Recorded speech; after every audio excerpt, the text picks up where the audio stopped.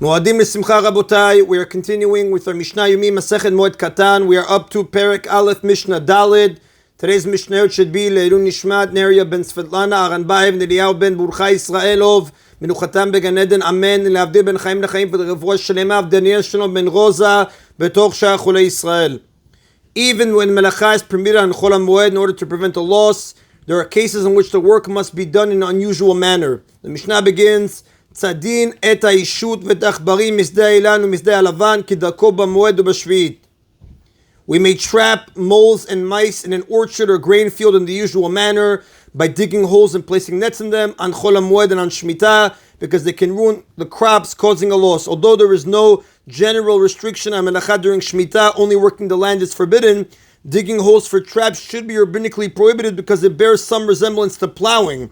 It is permitted here, however, for the sake of preventing a loss. And likewise, we know on Shabbat and Yom Tov, tzeddah trapping is one of the 39 melachot forbidden. But again, the Mishnah says to prevent a loss, it is allowed. Now the sages disagree. The sages say, misdei ilan kidako. In an orchard, we may trap them in the usual manner. Misdei alavan shelo kidako. But in a grain field, we may trap them only in an unusual manner, meaning instead of digging the holes in the normal fashion, one thrusts a pole into the ground, moves it back and forth, and then pulls it out, creating a hole in which you can place the net. Although melacha may be done on Chol HaMoed to prevent a loss, there's a difference between a large loss and a small loss.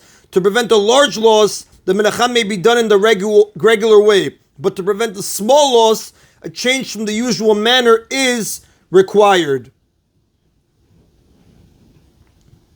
And the Rav does tell us, the halacha follows the opinion of the sages. The Rav does add, let's say you have a grain field near an orchard, you are allowed to trap them in the usual manner. Maybe they're going to leave the grain field and then destroy the orchard. Now, in the case of an orchard, rodents can cause major damage. They eat the roots of the trees. Therefore, their traps may be made in the usual way. In the case of a grain field, however, where the damage they can cause is relatively small, only an unusual method is permitted. This is how the Mishnah explained in the view of the sages. Now, the sages forbid trapping in the usual fashion in a grain field only on Chol HaMoed. During Shemitah, however, when the only problem is the appearance of plowing, the sages agree with the first Tana that the usual method is permitted. Again, we explained, the Rav says if you have an orchard near a grain field, you can trap them in the grain field in the usual manner, lest they go and destroy the orchard. Another limitation on doing melacha and Chol HaMoed to prevent a small loss. Umkarin et pirza b'moed. We may close a gap in a fence surrounding a garden on Chol HaMoed, meaning one may fill the gap with rows of stone, but he may not cement them together. Even if thieves or animals enter the garden, the loss would only be small. Therefore, it is forbidden to close the hole by cementing the stones together, because that is the usual way of building, which is not permitted to prevent just a small loss. Building, we know, is another one of the 39 melachot prohibited on Shabbat and Yom Tov, and the commentaries explain if the broken wall surrounded not a garden but a courtyard, the potential loss would be much greater because there is more in a courtyard for thieves to take. So in that case, then, one would be allowed to close the gap in the professional way by cementing the stones together.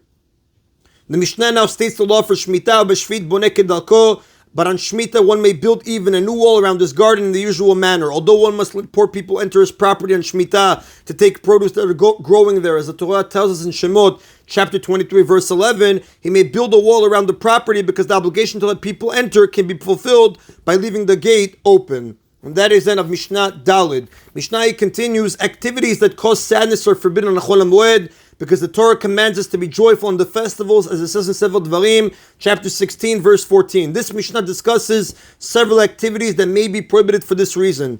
It begins with the act of inspecting tzarat, the skin affliction described in Sefer Vayikra, chapter 13. A person who has this affliction is called a mitzorah. He is impure and among other restrictions may not be inside any walled city in Eretz Israel.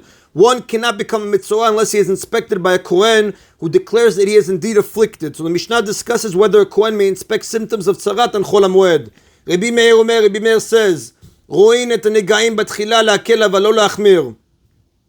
A Kohen may inspect possible tzarat afflictions on Chol HaMoed to give a lenient ruling, but not to give astringent one. Meaning a Kohen may examine the symptoms on Chol HaMoed and declare the person pure if it is not tzarat, because this does not cause sadness. On the contrary, it brings joy. However, if the Kohen discovers that it is tzarat, on the contrary, if the Kohen discovers that it is tzarat, he must keep silent and refrain from issuing a tameh verdict, because that would cause sadness. Even if a person has the symptoms of a tzarat, he is not a mitzorah until a Kohen declares him to be one. Therefore, if the Kohen is silent, the person is treated as though he is not afflicted with the disease. The Chachamim omrim, but the sages say, lo la'akel v'lo la'achmir, a Kohen may not inspect a tzarat affliction at all, whether to give a lenient ruling or a stringent one. The sages hold, if the Kohen were to find tzarat, he would be obligated to rule it as such. Unlike a Rimeir, the sages hold that once a Kohen has examined the person for tzarat, he may now withhold his decision. Therefore, in order to avoid causing sadness, he must not examine possible tzarat at all on Chol HaMoed.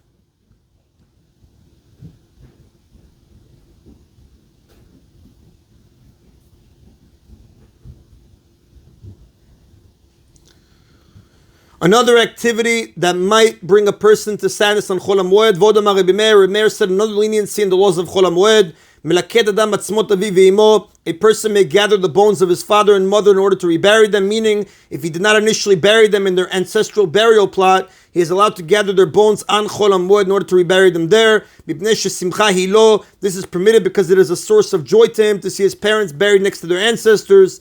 Rabbi Yossi says, Evel Hulo, the gathering his parents' bones for reburial is a source of mourning to him, because it reminds him of his parents' death. Therefore, it is forbidden on Chol HaMoed. And the Rav does tell us, the halakha does not follow the opinion of Rabbi Meir in both laws of the Mishnah.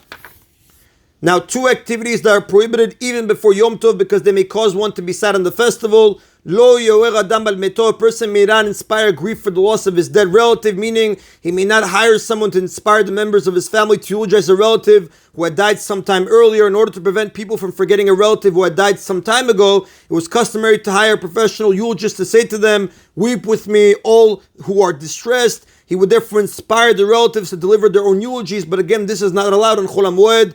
V'lo yaspiden, when he may not eulogize them, meaning he may not hire someone to deliver a eulogy for a relative who had just died. Kodem l'regel 30 yom, during the 30 days before the festival, since the sadness caused by eulogy does not significantly fade until 30 days have passed. The sages forbade eulogizing within 30 days of Yom Tov in order to prevent sorrow on the festival. And that is the Nabotai of today's Mishna Yomi. Everybody should have a Chag Sameach, Moedim L'Simcha, Baruch Adonai Le'olam, Amen v'Amen.